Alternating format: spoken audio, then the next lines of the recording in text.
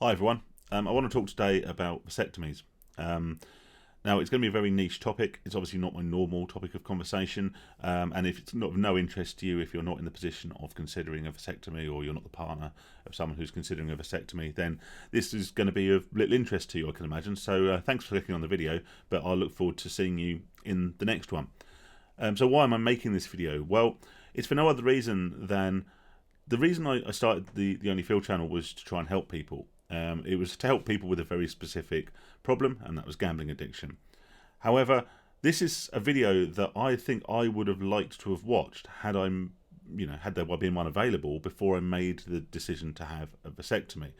So I thought, well, a couple of years down the line, after I've had the operation, I thought I'd make a video just in case it will help anyone who's sort of making the decision as to whether that's the right route for them.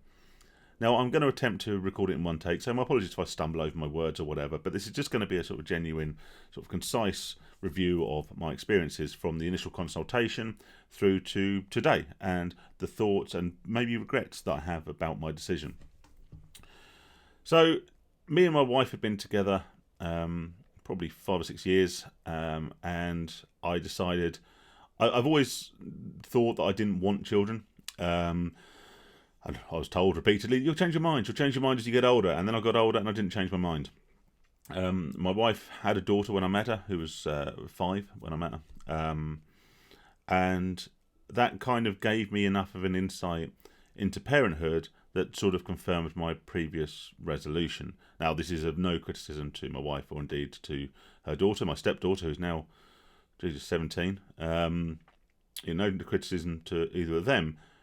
But it did confirm my suspicions, and my suspicions were always that I was not cut out to be a dad. Now, this is actually contrary to what a lot of people have told me. People say, oh, you'd make a great dad, you'd make a great dad, you're great with kids. And I don't know. I can't see it from the outside, I can only see it from the inside. So that might be the case. Maybe I am good with kids, who knows. But the fact of the matter is, I don't necessarily like spending time in the presence of children. Be them ones that I'm related to, ones that I know, or the general public's kids. I'm also, I believe, too selfish to be a good father. And I mean selfish in the way that all human beings, I believe, are selfish. We all have our own best interests at heart, and we all internally and subconsciously look after ourselves. We can put that to one side, and I certainly do it with my stepdaughter, and I do it with my wife, where I put my own desires and my own wants aside in order to support them and to support my family.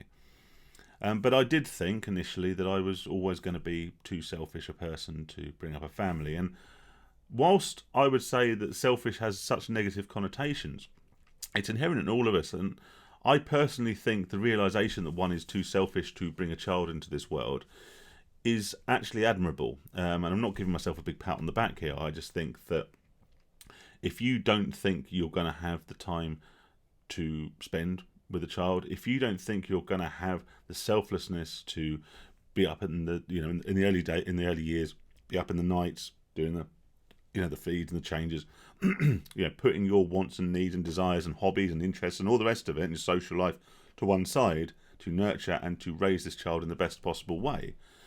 If you're not sure you're able to do that, then I think the best thing you can do is have second thoughts, or certainly reconsider having a child. I think it's far more selfish to bring a child into the world without the mentality or the desire or the will to compromise, to sacrifice certain elements of your lifestyle, and that includes financial sacrifice, also sacrificing your own time, your interests, your hobbies, and like I say, sacrificing your lifestyle because you are now a parent rather than a single person. Now, of course, I have made, in some respects, some of these sacrifices. And it's remiss for me not to talk about this from the position of a stepdad, but I feel I would also reflect on this from the position I would have been in had I not married my now wife. So let's talk about the procedure, or shall I say the process. The procedure, I guess, is the actual surgery, which I will talk about. The process was quite simple. I spoke to my local GP. I actually rang up and made an appointment, but we actually had the appointment over the phone in the end. And it was a fairly basic kind of consultation. They asked the reasons for it. And I will say that my answer was that I like sex and I dislike children, which while sounding sort of flippant and quasi-humorous and like I was trying to make a joke, I think it's going to ultimately be the reason that anyone has a vasectomy, surely. Or not necessarily that you don't like children, but you don't want any more.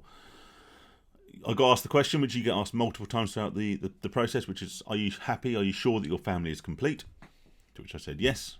And then that was that, really. And then they then booked me in for a secondary consultation with the surgeon, which is actually at the hospital or the place where you will actually have the operation. So you go along, and again, you go through a few more questions, but much the same sort of process, just slightly more in depth. And on this occasion, if you are married, if you have a spouse, they will ask them to come along too. So they'll discuss it with the two of you, and again, they'll go through your questions, but most of which ascertain to that underlying one, which comes up time and time again. Are you sure your family is complete? Now, once you've done that, they may actually choose and elect to do the operation on the same day, or it might be that they rebook you then to come back and do the operation. Now, let's talk about the grisly bits. All right. Now, I will say I had certain expectations going in as to what this would be like based on the information I'd been given up until this point. I was told that it was a painless operation, that it was quick, that it was very quick recovery time, but it would require a recovery time. So what was the reality? Well, you turn up, you put on one of those stupid paper gowns, which doesn't quite fit at either the front or the back, and then you basically go into the theatre with your socks on, which feels really weird, if I'm completely honest, to have like socks on and nothing else, but there you go, whatever. One thing that took me by surprise, and I'm sure the blokes will be delighted to hear this, is that it wasn't just the surgeon in the room. He actually had 3 female assistants, which was nice, I suppose. Not really what you want when you're feeling at your most vulnerable, but they were lovely, don't get me wrong, they were very professional. And I think the underlying thing is that I had to remember, and that people always tell you to remember, is that this is what they do. This is what this clinic was for. This is the thing they're doing day in, day out. They probably did 20 that day, so you are just you're just one on a conveyor belt, which makes you feel particularly small at the time, but also, they're not even thinking about you. They're just doing what they need to do, But the nurses were very good, very comforting, very reassuring. As for the painless thing, well, I think that's a bit of a misnomer. Yes, the surgery itself, the incision and the bits they do with your balls, didn't hurt all that much because you have an anaesthetic. But the thing is, in order for the anaesthetic to be administered, you do have to have 2 small injections into your testicles. Now, these are very much like your standard flu or vaccines in terms of the size of the needle and all the rest of it. However, it's totally remiss to ignore the fact that these are in your balls, and that it will hurt, and it will not be very fun, and it will be uncomfortable, and it will feel like someone's basically taken a very small razor blade to your nads, right? So that is not a fun thing. They will say, oh, it's just a tiny prick, and hopefully that's not a commentary on yourself. However, it would be remiss, again, not to talk about that. That is going to be one of the biggest concerns I can imagine for a lot of men who go into any form of operation, particularly when there's a lot of female nurses kicking about. And the first thing I would say is do not panic. And the reason I would say do not panic is that it would seem that this operation is a massive leveller in terms of appendage size. I'm trying to talk about this quite delicately. I didn't realise it could get that small. I've been out on very cold days for hours on end. For me, for some reason, after I've had a particularly heavy session at the gym, it seems to want to retreat inwards. But on this occasion, I felt like a little child again. I don't even know what happened to it. I think it probably saw the scalpel and the needles for the injections and ran for the hills and sort of decided to disappear up somewhere inside me. So I can only assume that's probably the same for an awful lot of guys. And so in that respect, it doesn't matter whether you're a grower, a shower, or whether you're particularly well blessed or less well so. I can imagine that there's very few men who survive the operation or the pre-procedure and maintain any form of dignity in terms of size. So don't panic, because I'm sure the vast majority of men suffer such shrivelage, shall we say, when it comes to the time of the operation. I hope that was put delicately enough, and you haven't got horrible images in your head now. But like I say, it was, and it was something that it concerned me. I think anything where you have to get naked in front of strangers, you're always going to be concerned as a bloke, aren't you, about that sort of thing. But yeah, funnily enough, despite the fact it was the smallest it had probably ever been since I was a kid, in this moment, I can only assume that's a natural reaction, and probably a very sensible one. Anyway, onwards. The operation itself is relatively painless. It doesn't hurt in the true sense of the word of pain. It's very uncomfortable, because like all local anaesthetics, you can feel everything that's being done. The incision itself is very small. The actual work they do in just tying the two tubes together or bonding them together, I don't actually know how they do it, to be completely honest, isn't that massive in terms of an undertaking. The scar it leaves is very, very small, but it is, dare I say, it's a relatively singularly unpleasant experience. Would the experience put me off having it done? No. If I had to have it done again, I would go and have it done again, which I think ultimately is the thing, isn't it? If you'd happily go through the same procedure again for the same result, then it's worthwhile doing. But yeah, was it the sort of the swift, painless, comfortable procedure that maybe you're told it is going to be? No, and I'd be lying to say it was, but it's certainly not the worst pain I've ever had. It's just a bit kind of, it's someone operating on your bollocks, isn't it? It's never going to be fun. It's always going to be slightly embarrassing. It's going to be uncomfortable, but you're in and then you're out generally within an hour, including the consultation if necessary.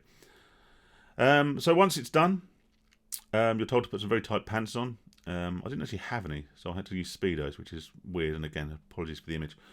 And then you just go and lay down while a nurse brings you drinks and stuff, which is quite nice. Unfortunately, nothing alcoholic, but nice plastic cup of NHS water, which, not ideal, but better than nothing. And then you put your trousers back on and you go home, gingerly sort of shuffling out the doctor's office. The pain wasn't intense, to be honest, afterwards. It was, if you've ever been hit in the bollocks, which if you're a bloke and you haven't, then well done for getting thus far in your life. It's not the same pain as when you initially get hit. It's kind of like that numb, dull pain that you get maybe sort of half an hour later, once the sort of stomach churning has subsided, and you just got that sort of slightly dull ache, or maybe like, if you sat down awkwardly or something, I don't know. But yeah, you just get that sort of dull ache, and it lasts a few days. It's really not that bad.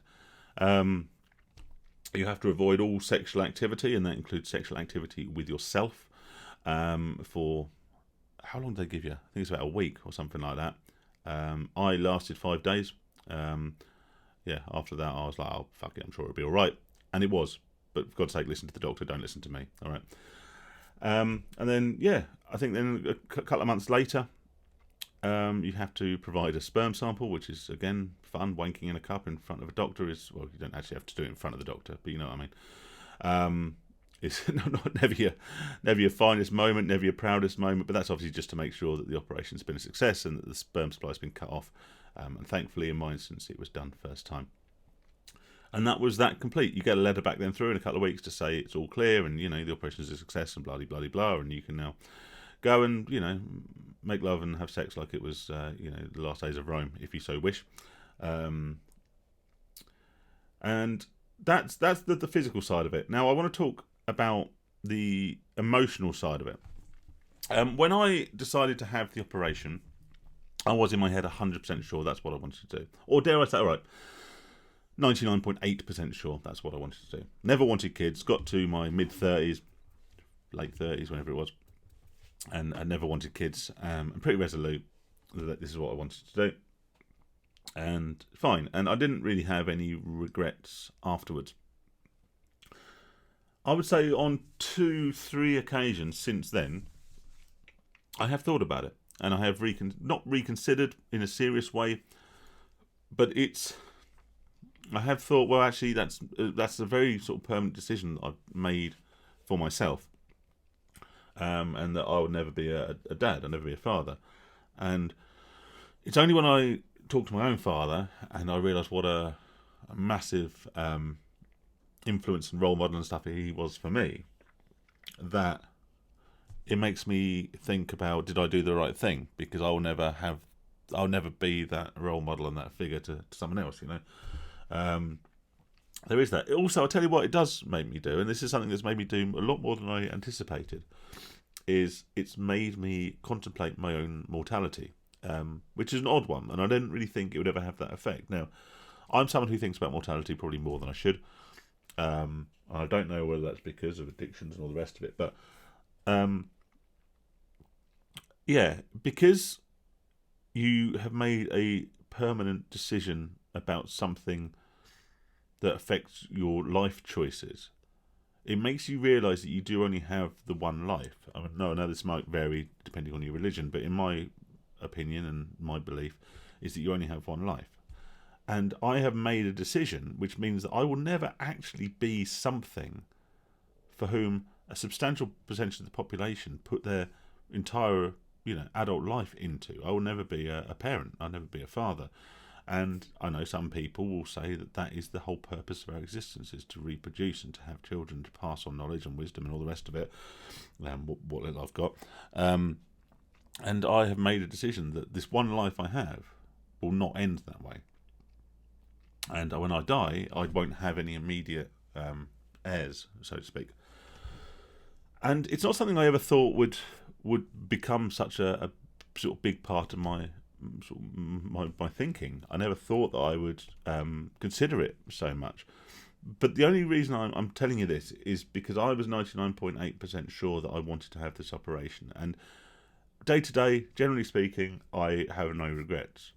But just take my word for it. Heed my warning and my advice that you will have these thoughts. And if you're any less sure than maybe I was, or you have any doubts about it, then I might suggest you defer for a while, because I've thought about the consequences of my vasectomy a lot more than I thought I would. And it's also led me on to other thoughts that I never thought it would lead me on to. So just be sure it's something you want to do. In summary, the process is simple. The operation is uncomfortable, slightly unpleasant, embarrassing, but relatively painless, apart from the anaesthetic injections. And certainly, if it's something you want to have done and you think it's the right thing for you and for your family and for your partner, then I would never let any of the discomfort or the little bit of pain or the embarrassment put you off, because, as I said before, if you're going through this, then the surgeon that you see and the nurses that you see have probably seen a dozen vasectomies that day, all of which would have shriveled up. So don't let that put you off. But if anything's going to put you off, then let it be any niggling doubts you've got in the back of your head. If you're not sure, if you're reconsidering, if you think that you may in some way want another child in the future, or you're not necessarily particularly secure with the partner you're with, and maybe you contemplate remarrying or something, that you think that might be something that's on the horizon for you in the future, then consider that, because this is a decision which will affect basically the outcome of your life and the legacy and the family you leave behind, and whether you do indeed leave any family or legacy behind. I don't regret it day to day, but it sure makes me think a lot more than I ever expected it to. Like I say, not my normal video, probably of very little interest to the vast majority of my audience, but I really hope it helps anyone that is considering this, because I would have liked to have seen a video, as a matter of fact, of this before I had it done. Would it have changed my mind? Probably not, but at least I would have known a little bit more what I was getting in for, and realised that I wasn't alone. Alright guys, stay safe, stay sane, and thanks for all your support.